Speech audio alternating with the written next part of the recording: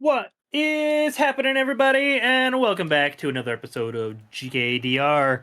We are back on our fucking regularly scheduled programming. Uh, Tuesdays.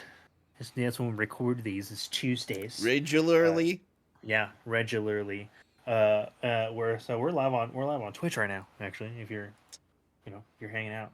Fuck you, Thaddeus Thunderbolt Ross. Get out of my goddamn token shop in Marvel Snap. I'm focused on the show, and I am joined by my co-host, as always, Devin Stanford, Brevin the Dude.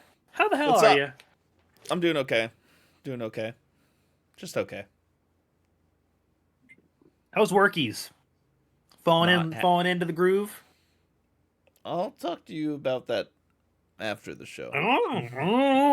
Okay, okay, alrighty. Yeah. Oh shit, there's tea. See, there's lots of fucking. Yeah. Well, I'll share. I'll show you mine if you show me yours.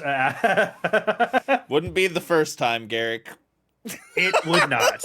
Uh, but yeah, it sounds like so. Your week going all right then? It's All in going. all, It's it's going. going. Yeah, It's man. it's moving. Things are happening. It's moving. That's for sure.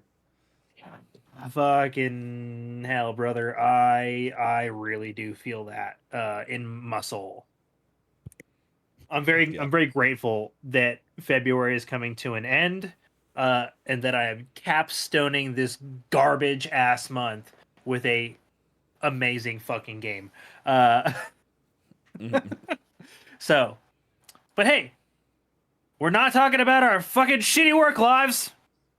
We are, however, talking about were we right about Warner Brothers?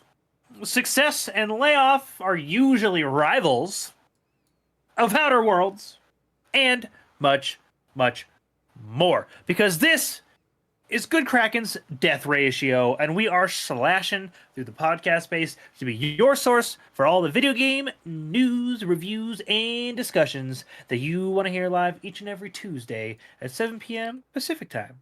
If you want to get ahead of the curve, you can head on over to our Discord channel where you can submit questions to and topics to the show, get exclusive content, and have early access to episodes before they go live on podcast and video services, wherever you like to watch or listen. But if you spent all of your credits at another shop, that is totally fine. You can watch us record these shows live right here at twitch.tv/. Good Kraken Show. If you have Amazon Prime, that means you also have what, DJ? That means that you also have this thing that you pay for that you can give us, and it's called Prime Gaming. Beautiful stall. You have Twitch Prime, and we would love for you to give that to us to help us level up our game. You can also support us though by going to our YouTube channel, clicking that beautiful bell and big red button, or by subscribing to our podcast channel by searching Death Ratio and leaving a review there.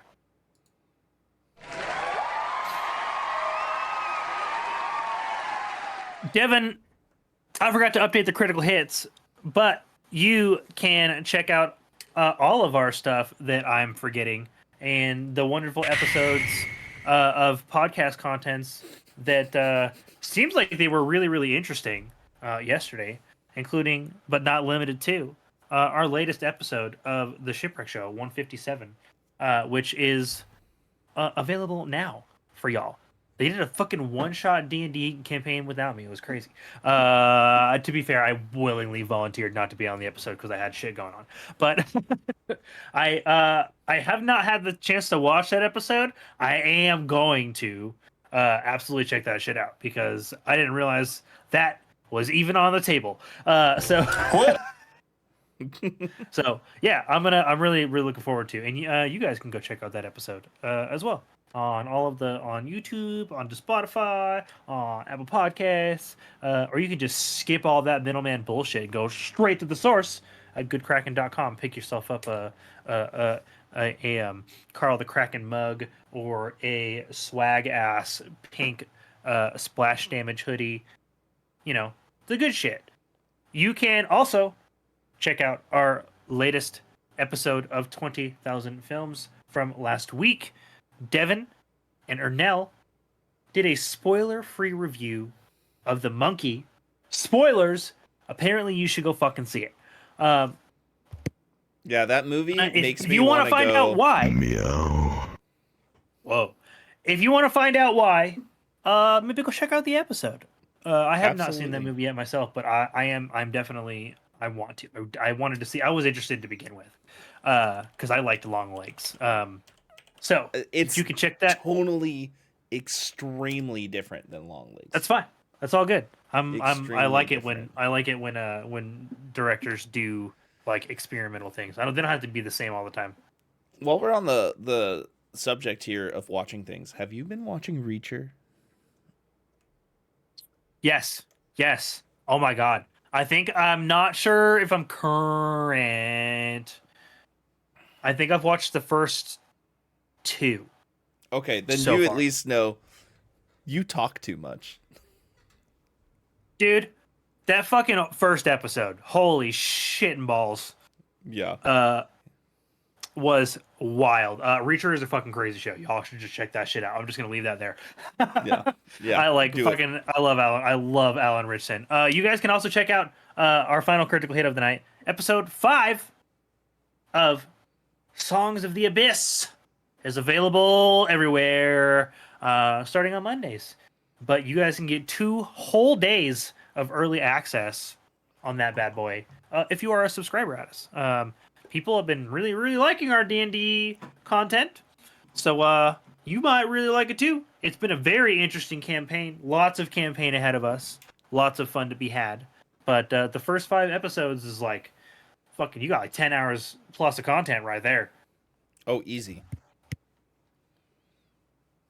And Ernell puts in so much fucking work in the post-production, guys. Like, he makes it look so... I think he's impassioned more for this project right now than, like, all of our other podcast stuff combined. So he's putting his, like, whole heart and soul into it. And so you should go check out its video format. It's, like, its video format is incredible. Ernell does a lot of work. Love you, Daddy Mommy. But without further ado, we are going to be getting into our first segment. Devin, what is that? That's right. We're going to get into our first segment, and that first segment is going to be the sight of the line. I mean, the line of sight. Yeah, the side of the line. The lines, the sides, they got to line up for you to have a line of sight. Sometimes you break line of sight. You lose LOS, and then your fucking healer can't heal you in Rivals, and you get fucked. I mean, I don't even play that game anymore. I've never played that game, but it's relevant to the overall conversation for the evening. But hey, we're not getting to that just yet. But we are talking about our video games that are coming up at just the end of February here. Starting with today, the 25th. Not a ton of games coming out the end of this week.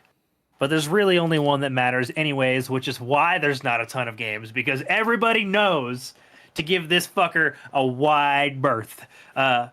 We have Ninja 5.0 coming out on February 25th on PlayStation 5 for Switch and PC. We have Omega 6, The Triangle Stars, coming out on Switch and PC on February 28th. And last, but absolutely, positively, certainly not least, Monster Hunter Wilds, Game of the Year 2025. I mean, what? Maybe yours. It only got an 89. Oh, yeah. Only an 89? Only an 89? That is the highest critically rated Monster Hunter game ever, dog. Ever. Only an 89. I'm pretty sure we've had games that have gotten in like the 80 to 85 range win game of the year, by the way. Because didn't Origins only get like an 80? Origins? Yeah, I don't Dragon know. Age Origins. I don't know. I'd have to check. But an 89, that's pretty fucking incredible. Good to whoever fucking picked that shit up on our fantasy critic. That was me. Oh, that was you? Yeah, good snag. I Good snag. remember you were like right after me when we were doing it, and I picked Dragon Age I mean, not Dragon Age. I picked a freaking Oh, dude, Monster it's Hunter. a brain dead pick this year. Like Yeah. it's probably like one of the most, if not like, it's easily like in the top three most like hype titles for like the whole year. Yeah. Like I wasn't kidding. Like why I like that's legitimately why there's not a lot of fucking games coming out this week. Like the next that's it. That is this week. Like the next game is on the 4th, like which we don't report on until the next week. Like that's it for this week because Monster Hunter Wilds is gonna dominate. It's crossplay, brother. That's never happened before. Like Um. Metacritic. Dragon Age Origins got an 86. So. At Yeah. 86, right? So that already puts it game of the year potential right there. It's not even going to be a contest, dude. They could literally like they could just like smear dog shit on like on a screen and be like, "This is our new monster," and be like, "Monster Hunter, yeah!" And I'd play it. Like I'm a shell for this franchise, like through and through. Mhm. But yeah, Monster Hunter Wilds is coming out on PlayStation 5, Xbox Series XS, and PC. So it is current gen consoles only because that bad boy's pushing beautiful. Hell yeah. But that's what we have coming out this week. Hell We do yeah. have hell yeah. Uh, I've got my weekend off of work. Two more sleeps. 2 more sleeps until I get to play Monster Hunter Wilds. We do have some news to talk about this evening, though, Devin. We do just a little bit, not a lot, just a little bit. Oh, I got What's you that on this. segment called, though? It's only gonna take a little minute, though. That's It's a Meta right. We Minute. got the Meta Minute. This is our news segment, folks. We will be covering worthy game news such as release dates, which we cover. Which we need to take that out of there because we cover that in the other segment. Delays, seasonal game content if it's noteworthy. Industry announcements, industry changes, etc., etc. Like this is where we give you guys the business when it comes to the business because we think you guys should be keeping up to date on all the most important things. We have 2 news stories to read and discuss for you all this evening. Devin, will you start us off with our first one, please? Absolutely. So, our first story of the week, laid off Marvel Rivals developer played a huge role for the game's key feature. This is coming from Jake Valentine over at DualShockers. And my name is Devin. Despite its success, NetEase recently laid off a Seattle-based development team for Stay Marvel beautiful, San Rivals. Yeah, helmed by Thaddeus Sasser. Sasser commented on a cruel nature of the industry, stating that despite his talented team delivering an incredibly successful new franchise for NetEase, they were all laid off. After spotlighting his team's work, we have learned from Sasser's LinkedIn that he played a key role in one of Marvel Rivals' defining features, team-ups. Quote, when I first joined the team, one of the first things I designed was the idea of team-ups. A great thing about the Marvel IP are the characters, of course. I read these comics growing up, and I was invested in the lives of these fictional people. These characters would often be parts of larger groups like the Avengers or the X-Men. The groups often functioned like a small family or a very tight-knit team. They'd often have a special move like the fastball special that they would use in combat. That was fastball special. What that was Hulk and Wolverine, right? Yeah, I think I'm about Yeah. to say I can't quite remember, but I think that is Hulk and Wolverine. Yeah. Yeah. I thought this should be represented in the gameplay. It would be add a deeper layer of complexity to the current experience, but it would force specific role selection. It would also allow some tweaking and changes to the quote unquote meta layer over time. That's a good thing because a perfect balance is a boring balance. End quote.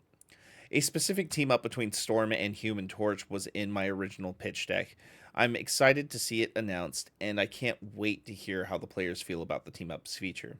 Despite layoffs, NetEase claims to have a steady flow of content for Marvel Rivals. NetEase has discussed the importance of regularly adding new playable heroes to the game. Earlier this year, they stated that their goal was to release new heroes every 6 weeks or so.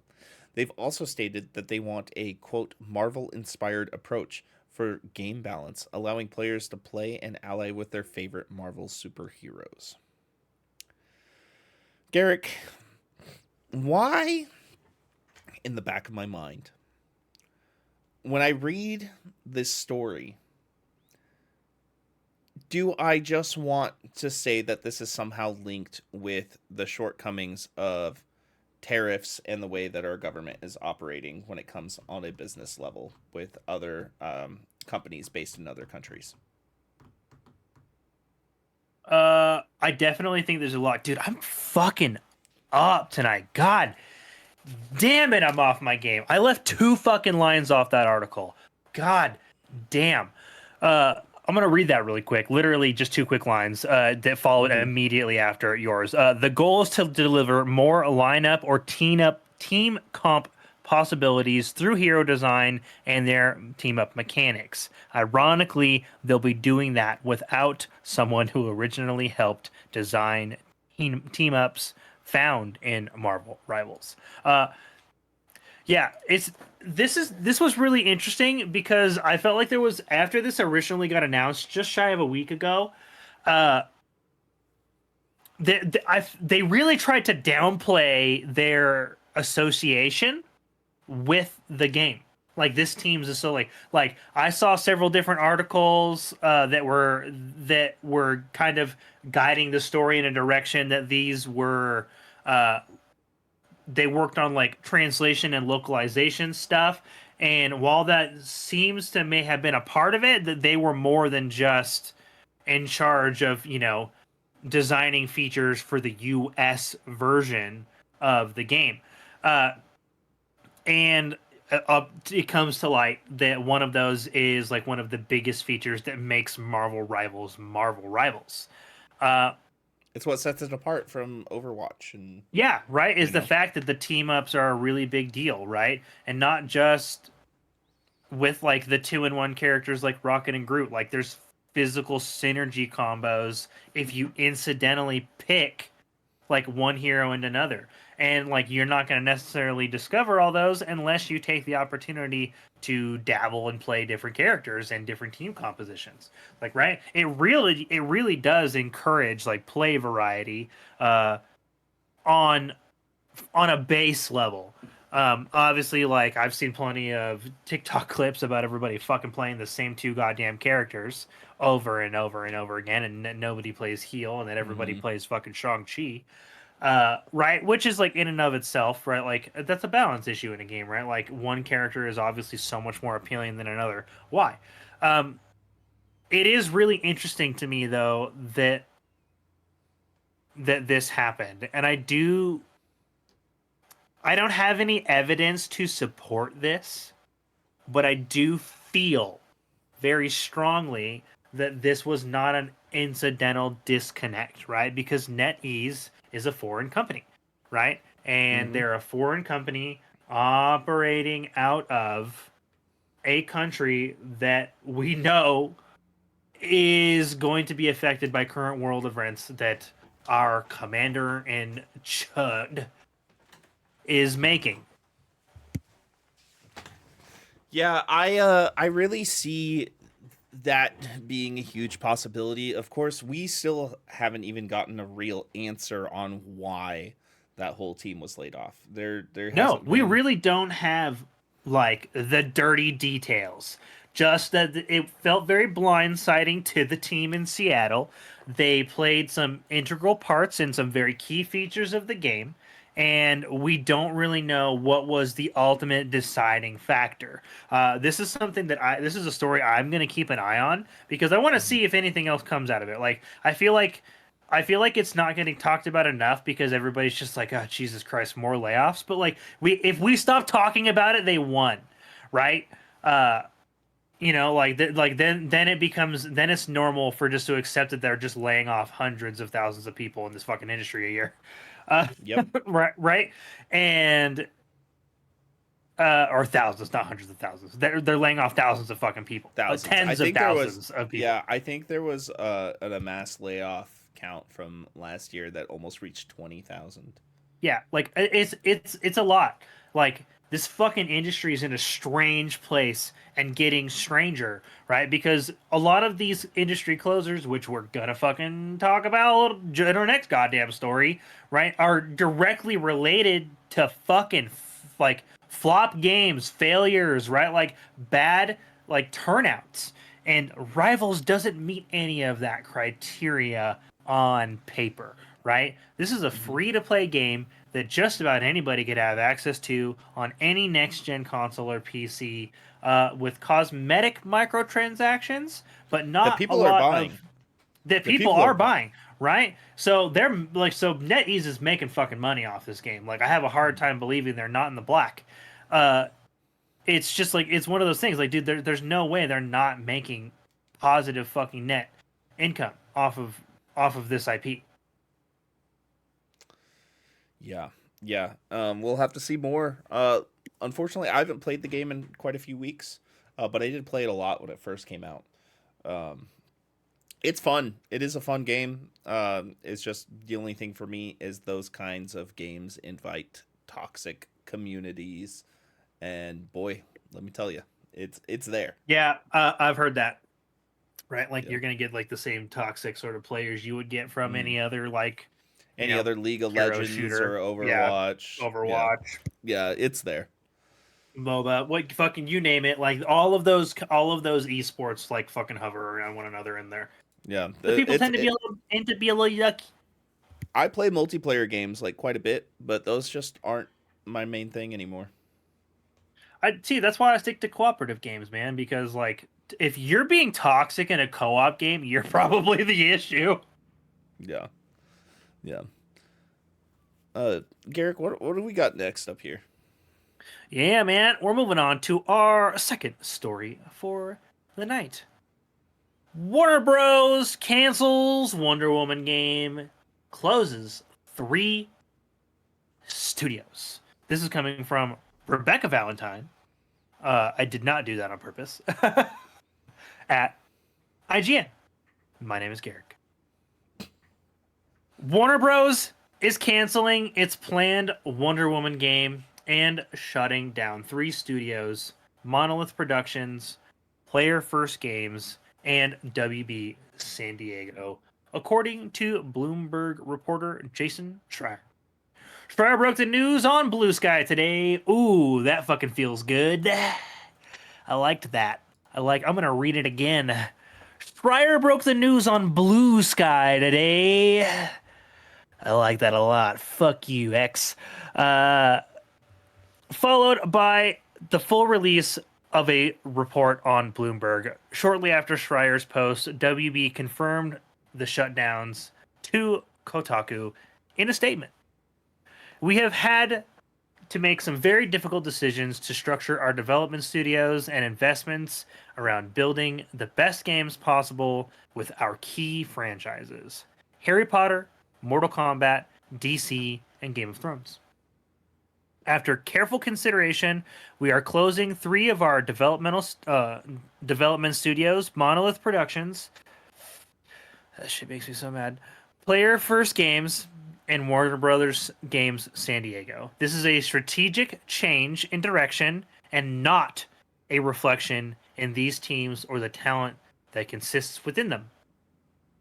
The development of Monolith's Wonder Woman video game will not move forward. Our hope was to give players and fans the highest quality experience possible for the iconic character, and unfortunately, this is no longer possible within our strategic priorities. This is another tough decision as we recognize Monolith's storied history of delivering epic fan experiences through amazing games. We greatly admire the passion of the 3 teams and thank every employee for their contributions. As difficult as today is, we remain focused on and excited about getting back to producing high quality games for our passionate fans and developed by our world class studios, and getting our games back to profitability and growth in 2025. Early this year, another Bloomberg report suggested Wonder Woman was in trouble after rebooting and switching directors in early 2024. This came amid larger struggles at the company's gaming division, including layoffs at Rocksteady, the lukewarm reception of Suicide Squad Kill the Justice League, and the shutdown of multiverses. And even more recently, WB Games has reported to undergo a restructuring of sorts. Longtime games head David Haddad announces his departure from the company, and rumors circulated that the division might be sold off. Specifically, this move represents a blow to WB's DC Universe connected gaming efforts. Notably, just yesterday, James Gunn and Peter Safran said in a presentation that it would be a couple years before the first DCU video game. With this closure, the games industry loses three incredibly storied studios. Monolith Productions, which had been working on Wonder Woman, was founded in 1994 and acquired by WB in 2004. It is best known for Middle-earth, Shadow of Mordor, and its sequel, Shadow of War, the former of which pioneered the lauded Nemesis system that WB successfully patented in 2021. We're going to put a pin in that. I'm going to talk about it. It really pisses me off. Player First Games, a newer studio established in 2019, was responsible for Multiverses. The game was well received critically and saw launch success, but underperformed relative to WB's expectations. WB San Diego, similarly, is a newer studio established in 2019 with a focus on mobile free-to-play games. These shutdowns continue a trend going back roughly 3 years of increasing games industry layoffs, project cancellations, and studio closures. In 2023 alone, it estimated that over 10,000 game developers were laid off. The number shot up to over 14,000 in 2024. And while 2025 has seen numerous closures, the exact number of impacted individuals is hazier due to fewer companies reporting these layoffs and shutdowns or specific numbers affected. Oh, man, it's like we called this or something a couple weeks ago. Yeah, it's like, we fucking, if you want to hear Devin and I be like, hey, WB can't fucking fix this shit and exactly why we feel this way, just go back to a couple of, like, literally, I think, 3 weeks ago? Yeah. 3 weeks ago. Because they announced that they're working on a new Rocksteady Batman game, and we're like, oh, that's sick. That's not fucking enough. And, like, they just proved that it's not enough. They just, like, I don't understand the closure of Monolith at fucking all, dude. There is one teeny tiny itty bitty saving grace to that shutdown, to that closure. And honestly, it's not even that fucking it's not even that good because people are still losing their fucking jobs. But the thing is like the only thing that's like a small itty bitty tiny silver lining is the fact that patent runs out inside the decade, dog. Like, so 9 years from now, the patent on the Nemesis system will come up.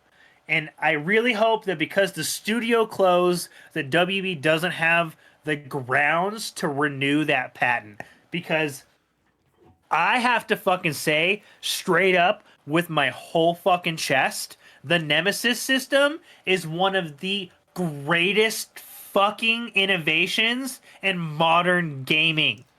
And it's been underutilized. I will say this, I was looking it up. Monolith has a very storied history with games that they've made. I wouldn't be surprised if another company like Xbox or Sony tries to pick them back up and reopen them, because we've seen stuff like that happen in the past. Oh, dude, I hope so. That'd be crazy. Or even if like they had the opportunity to go make their own studio. Well, they made some pretty successful games back in the day outside of making, Lord of the Rings stuff. Yeah, dude, they have some good games. They made the Condemned games.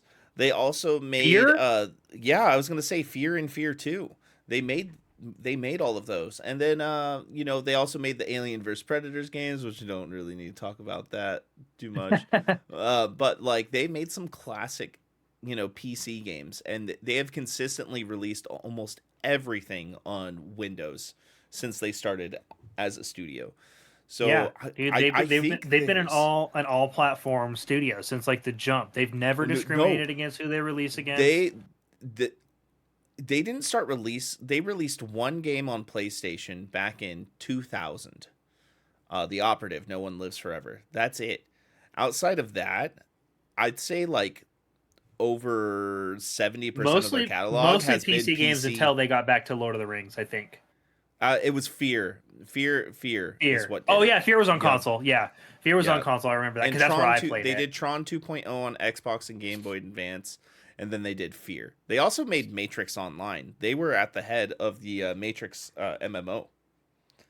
Oh, I actually had no idea about that one. Yep. I They didn't did the even know there Matrix was a MMO. Matrix MMO. Yep, they did the MMORPG for Matrix. Yeah, dude. So like they've got and like they were clearly a trusted like developer Hmm. studio. They got the opportunity to work on like some well-loved established IPs. There's a game they did in 2012 that I actually played a lot when it came out because it was free to play. At least I think it was free to play. But Gotham City Imposters. Did you remember that game? Uh I know of it, but I didn't get to play it. So it was a first person shooter in the sense of like Call of Duty, but you got to play as different kinds of characters. There was a team that was always like Joker's like uh like his like little It's like grunts. henchmen and shit, right? Yeah, it was like Joker's grunts, and then it was like people who wanted to be like Batman, but it was a shooter. oh, that's interesting. Yeah, It was I never really got to play fun. that. It was really fun back in the day. I played that a lot. Dude, I definitely I played Fear and Fear 2, and I Hmm. played the ever loving fuck out of Shadow of Mordor and Shadow of War. I put hundreds of hours actually, plural, into Shadow of War. Like I actually just replayed that game last year. Yeah, yeah. Dude, So it's so good. The Nemesis system is incredible. it's really good. I actually have been kind of feeling like I want to play those games again. You know what's crazy that the shutdown happened, and one of the biggest streamers in the world has been playing the Mordor games, and the Arkham games. Um, is Kai Sennett? He's been streaming himself playing Shadow of Mordor, and he's been Yeah, playing all dude, the and Arkham which means games. they're fucking getting hella traction. I guarantee you their sales have gone up from that shit. Just from Yep. him streaming them. I guarantee Yep. you people have bought that fucking game I don't just think he's because he's streaming it. I don't think he did it as a partnership thing. No, I think he he probably just did just it did it. because he wants to play those games. Dude, But they're he's been like doing that for like the past couple weeks now. they're not even canon games either, man. Like everybody knows this, everybody accepts it. They're just so fucking fun and well utilized. It's so well utilized in the game universe that like their non-canon liberties just fucking fly off the wind. Who gives a shit, man? Like Hmm. because like they made a great fucking game. Yeah. Like, imagine making a game with systems and gameplay mechanics so good that you can break Lord of the Rings canon and everybody's like, it's fine. Yeah. 100%. Look what happened when Rings of Power did it. Like, You know what? I still like that show. I actually started rewatching oh, it. me too. Me too. It's I like still haven't finished season 2. I'm bad. it's like more brutal than I remember it being when I watched it, because there's like a scene when the elves Dude, are it's a good working in show. that camp, and they have to fight a warg to like break out of the camp, and the warg is just straight up like biting chunks out of their like stomachs and stuff like that, and you see it Yeah, man. happen, and I was like, whoa. And like the dismemberment was like brutal. And they level it up in season 2. Yeah. Ernell's like, Garrick, god damn it. I know. Because the second I watch it, I'm literally just gonna be like, what the fuck? Like, Are but you caught up on Invincible?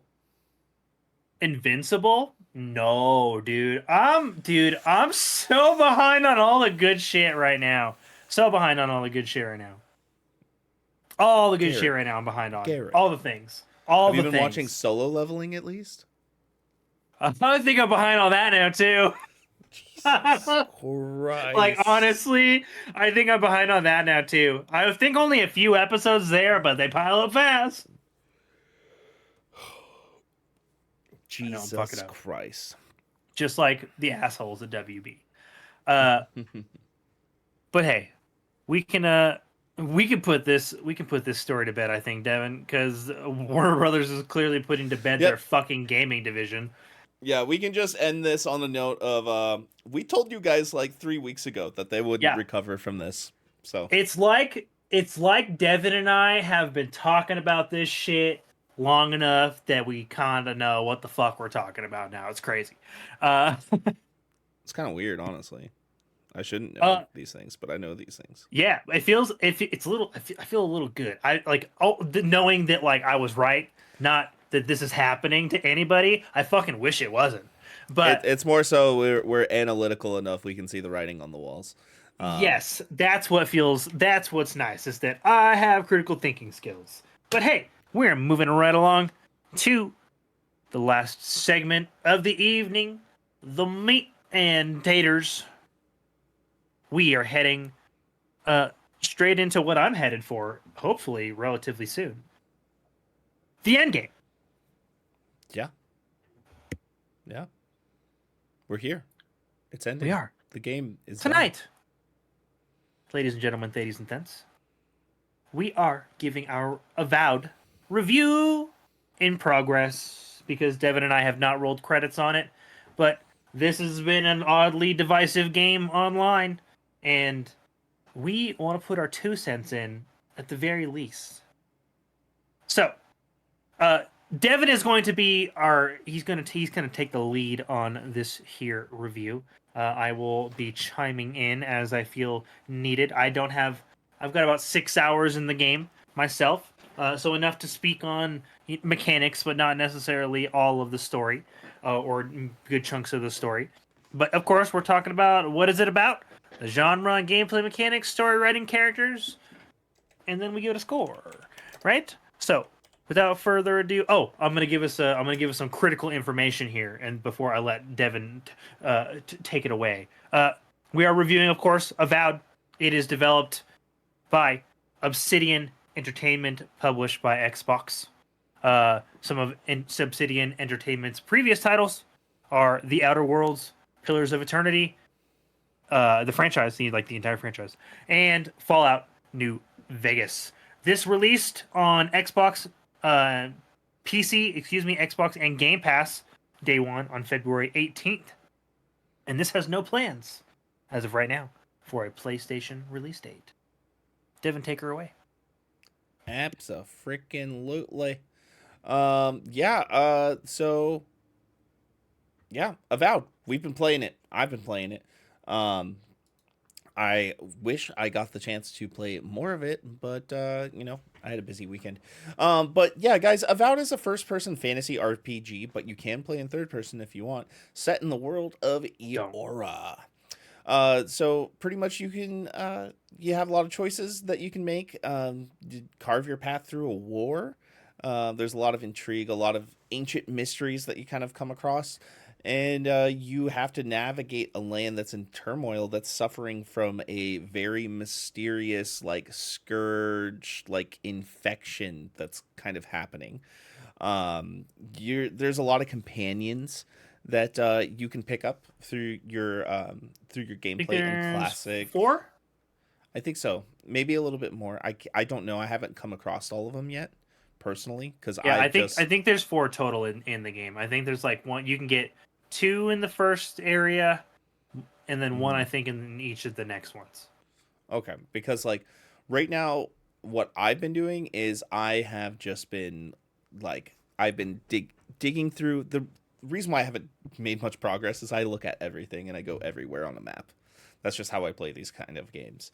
Um, Oh yeah. so yeah, there's This is a difficult kind of game to golden path. I feel yeah. like if you golden path it, you almost played it wrong. I don't golden path. I just like exploring. That's really what it Yeah, yeah. is. I like looking things, finding secret like items and stuff like that. I like using Oh, the dude, cool there's a lot to legendary. find in this game. Yeah. For it not being an open world game, they utilized their hub spaces incredibly well. hmm It feels open world though as you're playing. It does feel open world, Yeah, which is kind of especially cool. like that first region that you get to explore, Dawnshore, hmm around Paradis, like is hmm really good. Like it Yeah. feels in the verticality of the map really impressed me. Amazing, It's amazing, like and the caves are great too.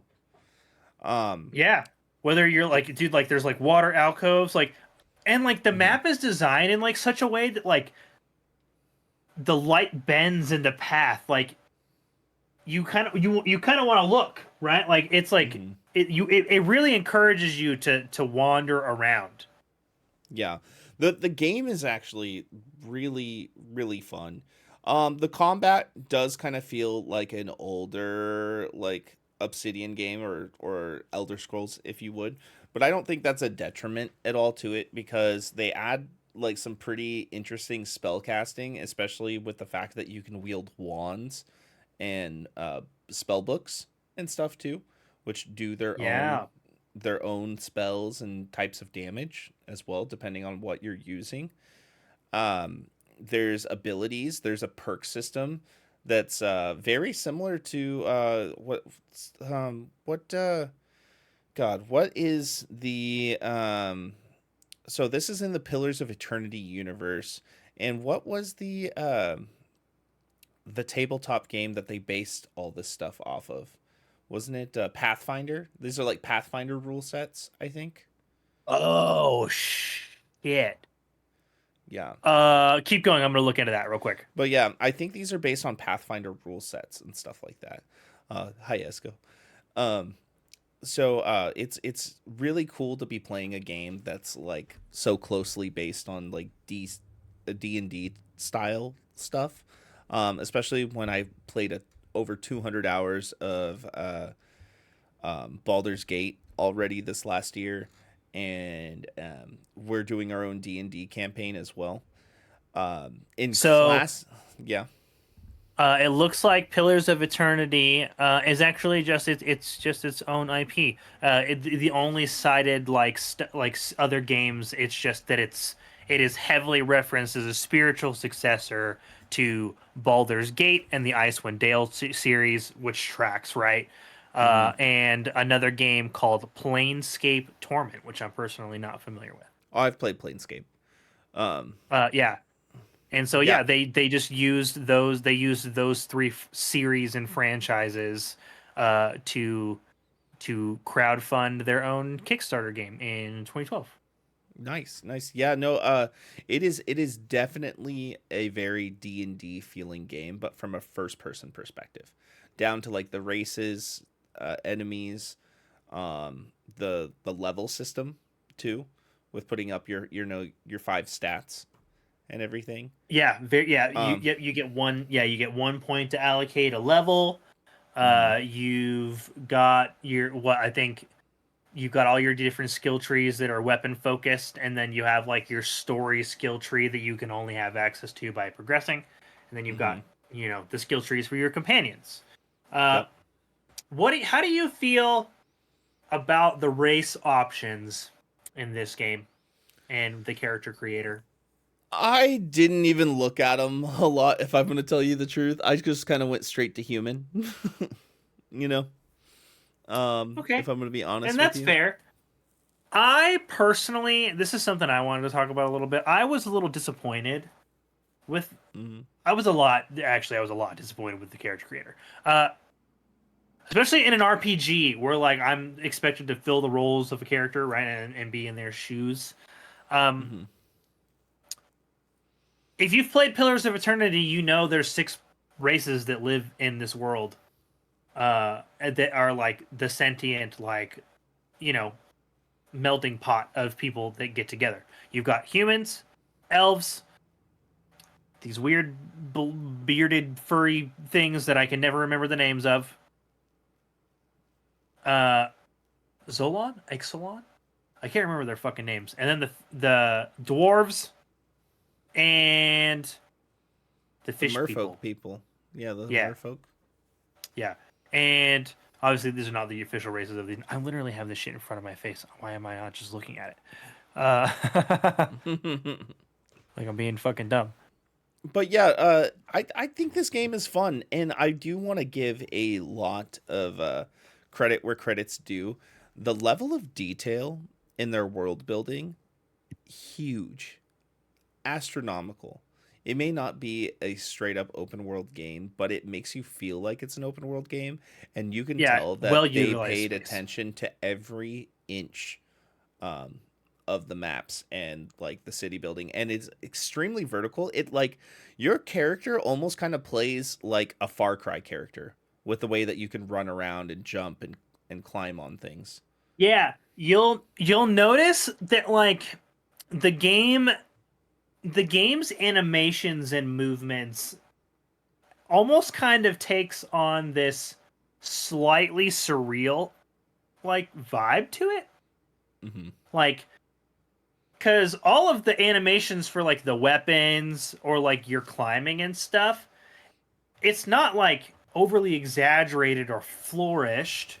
It's actually very, most of them are very mundane, but like it's, I don't want to use the word stiff because stiff doesn't feel right. It doesn't feel clunky. Like clunky's not the word I want to use, but like the animations have like emotion to it that makes it feel kind of old, And like I don't know if that doesn't but bother not me in a as bad much. way. Yeah, because I play old games all the time, I I think for me and it's the impact. Like the impact of the yeah, hits of your weapon in this game feel very good, yeah, and especially when you're using melee. yeah, and I will say the sound design behind all the magic casting is really cool too. I feel like Yeah, that's your little really your impressive. spell voice you do and shit. Hmm. And I'm kind of 50-50 on this. There's parts of me that really likes it, but there's parts of me like, oh, maybe I would like to loot different kinds of arrows instead of always having unlimited arrows. You know, have you noticed that? Yeah, so that's like, this is where I feel like people start to get weird with RPGs, right? Hmm. Because like at the end of the day, there's a few RPGs that currently it's a comparison is going to be made, right? And depending on the way the game it presents itself. And this one directly like it it's obviously fighting against Skyrim. Like tonally that's what it's trying to fight against. I feel personally that is a woefully ill comparison, and that you should not be comparing like this shit to Skyrim, guys. Right? And because I feel like it's a disservice to RPGs because everyone's like, because people are critiquing this game. They're like, oh, I can't go into the town and destroy every single fucking crate and loot every single fucking piece of everything off a table and stab civilians for no reason. You're breaking my immersion. I want to be a bad guy. Go fucking play GTA, you ass.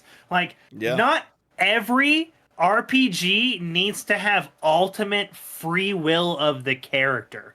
They you took can't your do that in Final character. Fantasy. You cannot do Yeah, that in Final Fantasy. put your character in a purposeful context, and your character can do A, B, C, and D if you meet the requirements within the context of that world, right? This isn't an RPG where you're like, I am a nobody and I am cast out to forge my own, because that's what Skyrim is, right?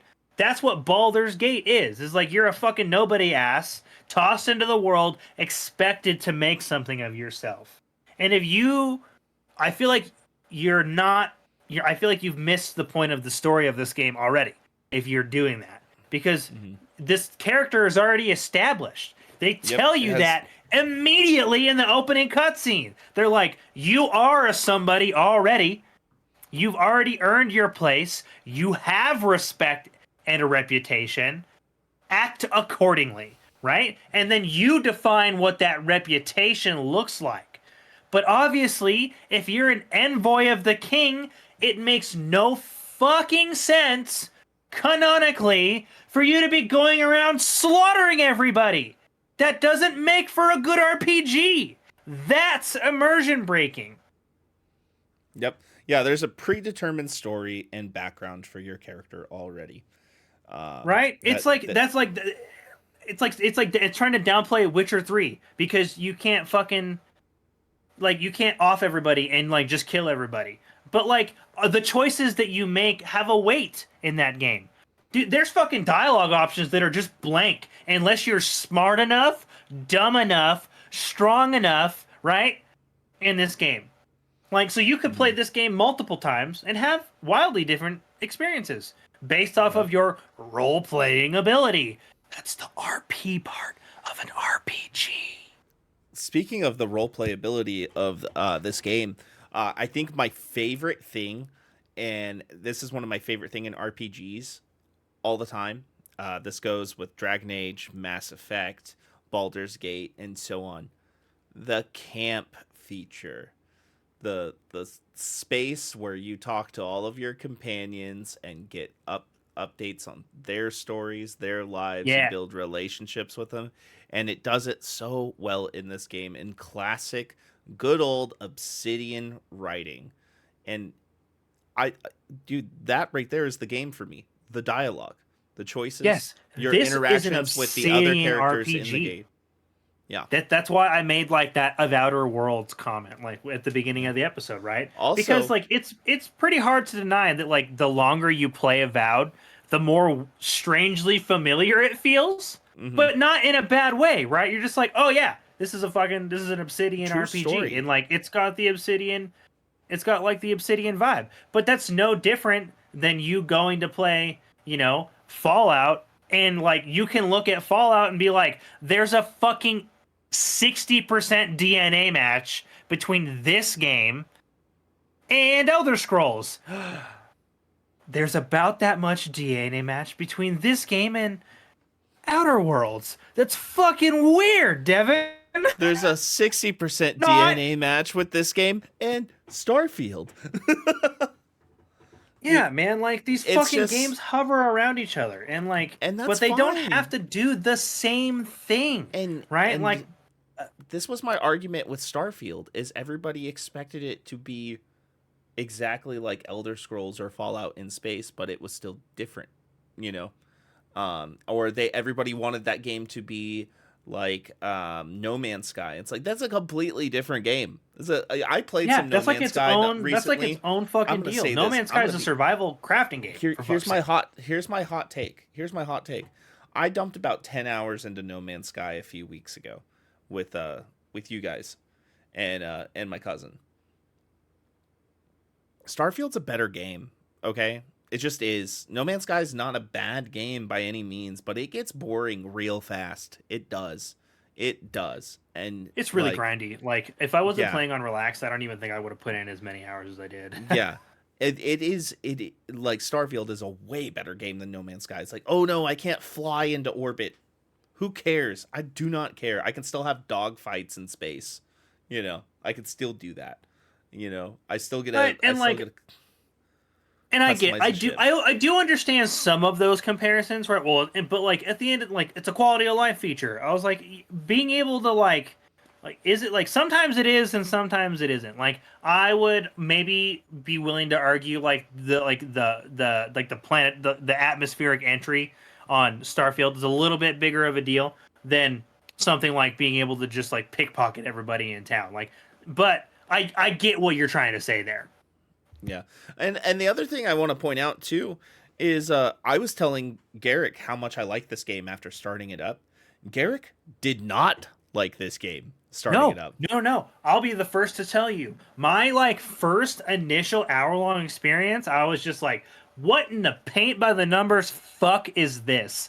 And like because the first hour is pretty uninspiring. Like it's not the most like it has an RPG ass fucking story. It really does. Like you are a fantastical super important person for X number of reasons on a quest to stop insert big bad awful thing here. Big bad awful thing here is a plague that you know is affecting the soul. But like that feels really close to fucking Greedfall to me, right? Which is another ARPG made by a different company, third person, similar view, similar world, similar aesthetics, not even brought up in the fucking conversation because it's a double A game. Uh, but like, still a worthy RPG, an RPG that's worthy enough that it's actually getting a fucking sequel, right? Like, because people liked it. And you want to know what? And that game is not open world. You can't pickpocket and slaughter the entire town just because you felt like being a douche that day. There are games that offer you these experiences already. Like that's what I'm like. That's what I don't understand when it comes to like these odd comparisons with like RPGs. Like it's choosing to offer you a unique experience within a game world of Pillars of Eternity, right? This is a first-person Pillars of Eternity game. Like it's literally it's set in the exact same fucking universe. Uses the exact same kinds of enemies, right? The exact same kinds of NPCs. Yep. And you know what? And it like honestly, it works. It translates really well. It does. It does. And I'm having a good time with it. I'm going to play more of it. We were just talking earlier about how we're probably both going to be playing this game after this show tonight. Yeah, absolutely. So, now, like it's not without its critiques, right? Like it's not. There's honest critiques that we can make about this game. Like the character creator. Like that's something that like when I want in an RPG, I want to really feel like I can depth out my character to maximize my role play, that headcanon for my character. That's a big part of these for me. I've adjusted. Like I like my character that I have in Avowed, right? Like with my godlike features and all that shit, which I kept visible because they're gonna react to them. Might as well have them. And then right, and another thing that I think for me is like Jesus Christ, there's so many fucking bears in this game, Devin. There's so many fucking bears in this game. Like a lot of bears. I don't know why. That's like the enemy type for this game, but there's so many. Like I think it's just that swamp area. I think it's mainly that swamp area, if I'm being honest. And like, dude, no, even like when you go to the next zones, I haven't been there, but I've seen gameplay of them, and there's just a lot of motherfucking bears in this game. Like just like a lot of bears. And like it doesn't. I wouldn't even say like it goes crazy with like. It offers like your fantasy fare, right? You've got elves and skeletons and like the Zorep, which are basically they're little lizard people, but let's be fucking honest, like they're goblins, like like they're goblins with lizard skins, it's you got your skeletons, you've got your bears, there's a soul plague, so of course there's enemies of the affected variety, right? Like we're not reinventing the wheel. They took honest, genuine tropes and tried to work it into something that fits within Obsidian's storytelling. And I think in that respect, they achieved this, right? They achieved what they wanted to do. Now, yeah, this is a $70 game.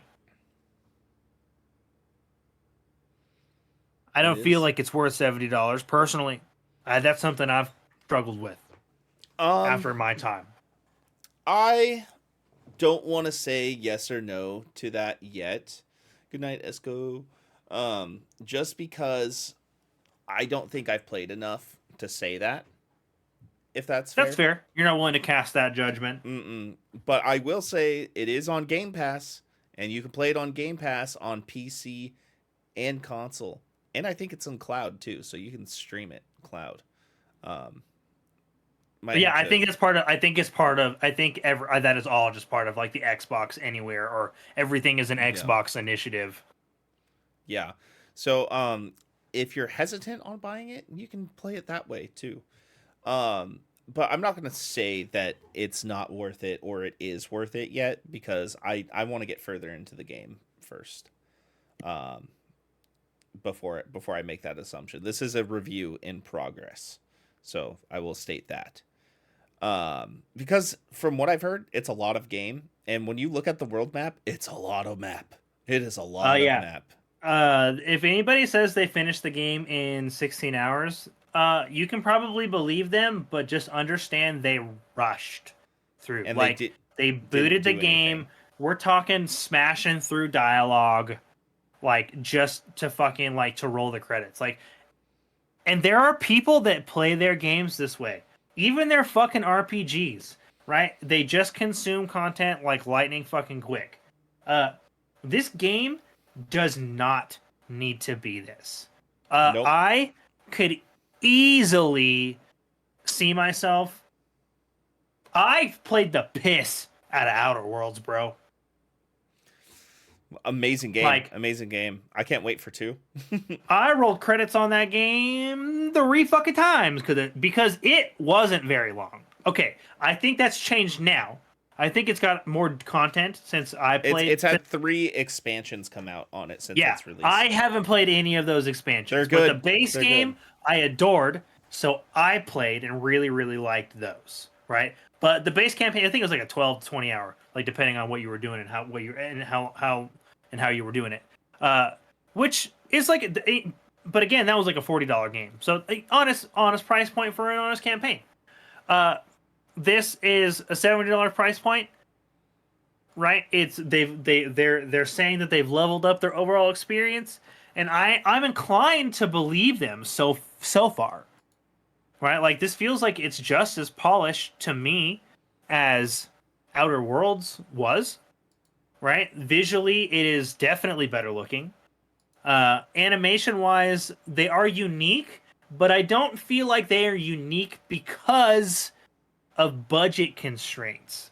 I feel like I feel like that is an artistic choice that they chose to use for this game. Like those animations feel on purpose, not because lazy or bad development. Mm-hmm. Yeah, I agree. And I do want to say that it is heavily updated fidelity wise compared to when everybody saw it for the first time was complaining about the graphics. It is beautiful. The detail is there.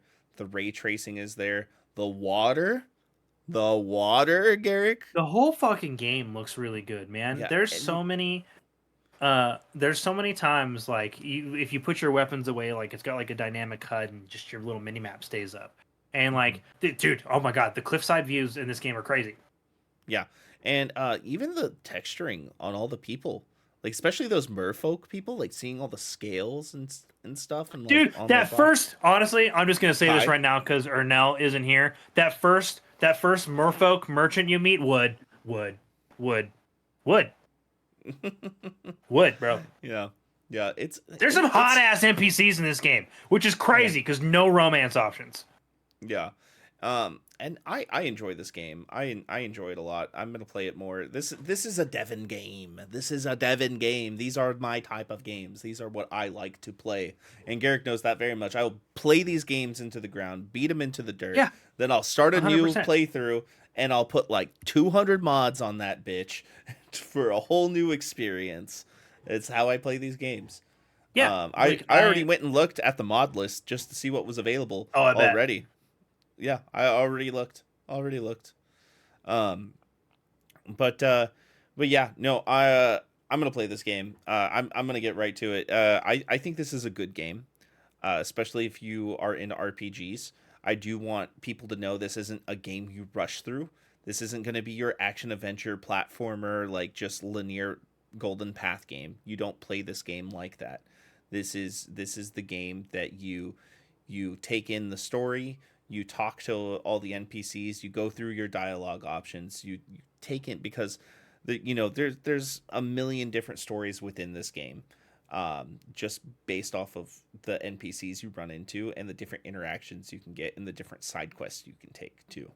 Um, Mm-hmm. I found Lots a of side quests. yeah, there was a side quest with a woman who was being praised as a goddess by the lizard people in the game. Oh yeah, dude. Yeah. Have you have you figured out yet, or have you noticed yet that the NPCs around town and shit will like be having like conversations that will lead you to fucking things? Yep. Yep.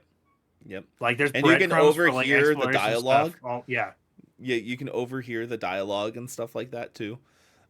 It's fun. It's fun. And I'm gonna play it more, and I can't wait to get to completion. I went up to that lighthouse and I dived into the water off the top too. I did that. yeah. I did that shit. I 100% Yep. did that. Yeah. I was like, I'm playing Really good Black falling Flag. animation actually. Yeah, when he starts screaming. And like honestly, I was talking about like the way he like kicked his feet and arms as he fell. Yeah. And hey, guess what, guys? You can see your feet. Oh yeah, Yeah. you can see your feet. Yeah, you can see your feet. I definitely prefer this game in first person over third. Same. I feel like it was made for first, and like the way the animations and the storytelling lends to itself is for is best in first person. Hmm. Honestly, I think this game takes some time to warm up to, but I also remember kind of feeling that way about Outer Worlds when I first started it. Like it was a little bit of a does. slower start, It right? Like it, it was. you really kind of gotta get going. And like once I realized that, I was like, oh, this is just kind of how Obsidian does their RPGs. Now I'm not saying that means that everybody's gonna like this. Like if you don't like their formula, if like it's probably not gonna be an enjoyable experience for you. But obviously that's gonna ring true for fucking literally any RPG, man. Like if you want Skyrim, maybe just wait until Elder Scrolls 6 comes out rather than like forcing yourself to play this and be like, it's not the game I wanted it to be. I hate it. And you're like, well, you had really off spec expectations to begin with. If you want to play Skyrim again, let me tell you about a mod list. Go Where it's fucking play like, Skyrim again. yeah, We have like goddamn 60 FPS crazy goddamn mod list bullshit fucking checkerboarded ray tracing fucking my mod list boo boo makes the caca game. 29th bajillionth anniversary edition. No, my mod list that I play on PC is a cumulative of over 2,400 mods on Skyrim, and it looks like a different game. 100% Exactly. different game. All I'm saying is like I think my issue with people's review of Avowed is I don't feel like they're coming at it from an honest place to review this game. I don't feel like they're reviewing Avowed. I feel like they're reviewing like a fucking Elder Scrolls game through Avowed, and they're really upset that it's not an Elder Scrolls game. And I was just like, and I can't wrap my head around it. Like this, once I realized I was falling for that same trap, I was just like, oh, I'm being the shitty person. Like, and I just like stepped back and like got out of that first kind of drab cookie cutter town. I was just like, this is a well crafted game, and like the tutorial area was just tutorial area as fuck. Yep, it was. It was. And that is okay because Yeah, it's fun. just And set your you know what? expectations for that first hour, because like honestly, once I got out into Dawnshore, I fucking didn't go back to town unless I had to turn a quest in. Yep. And you know what too? The most celebrated Fallout game in the whole Fallout franchise is Fallout New Vegas, and that game had a very very slow start. And guess what team it was made by? You're a goddamn The messenger same- boy. Yeah, the same exact team that made Avowed and the same team that made Outer Worlds, like to a T. plus or minus some people, but it is still the same development team, the same director, the same writers. Yeah. The soul of their RPG is very present in Avowed. And if you are not there for what Obsidian's brand of RPG looks like, this is not going to be for you. We're going to kind of hold off on hard reviews, but as always, we do a play it now, wait for sale, or Game Pass, deep sale, or hard pass. This is a review in progress for us. Devin and I both love RPGs, so when we roll credits, we're probably going to have some strong feelings, and we're going to circle back for you guys because we feel like it's worth it to give you guys an honest review of the whole experience. But everybody's been saying some weird shit about this fucking game, and we couldn't keep quiet about it. Absolutely. So honestly, right now, as a review in progress, it's on Game Pass. So our that's where we're going to recommend you try it out. For now, as a review in progress, placeholder score until we've run credits. Yep.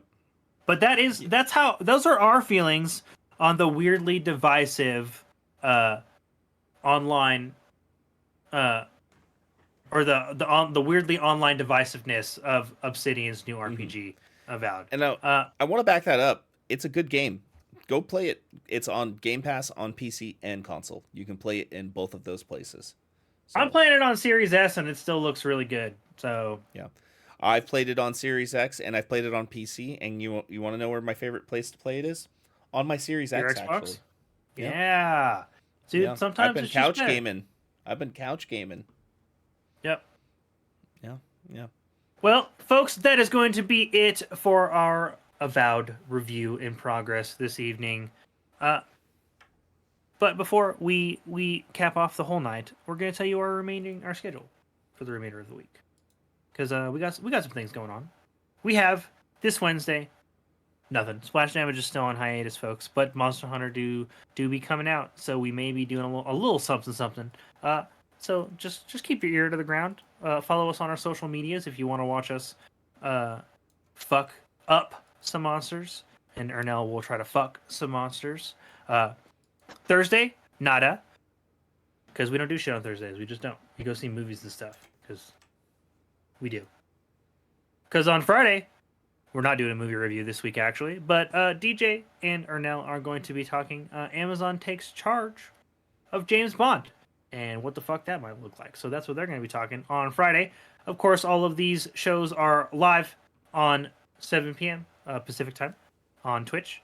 And as always, we do have our pre-recorded content that we are doing for you guys now on Saturday in the forms of Songs from the Abyss, a D&D podcast, our D&D podcast. Episode 6 will be coming at you guys this week. We are playing with the soft release time of what the early access looks like, because like we said, Ernell puts a fuck ton of work into the post-production to make it look really pretty and sick and awesome for you guys. So expect it. I think our soft time right now is, I want to say 6 p.m. So we'll once we figure out the good spot for it, we'll let you know. But 6 p.m. is early access, and then Monday morning on your drive to work, you can check that out if you do not have early access. But hey, let us know, folks, what you guys think of Avowed. Are we fucking crazy? Are we drinking Avowed's Kool-Aid? I think we are, because it deserves it. Or is this game needlessly getting a bunch of fucking hate online, and you're with us about that? Let us know in the comments section below, because this has been Good Kraken's Death Ratio, your choice for all of the dirty video game news, reviews, and discussions that you want to hear live each and every Tuesday at 7 p.m. Pacific time. If you liked what you heard, you can head on over to our Discord channel, where you can submit questions and topics to the show, get exclusive content, and have early access to episodes before they go live on podcast and video services, wherever you like to watch or listen. You can also support us by going over to our YouTube channel, folks, clicking on that beautiful bell and big red button, or by subscribing to our podcast channel by searching Death Ratio and leaving a review there. We gotta get going, but until next time, Play Avowed. Do it. you should. All right.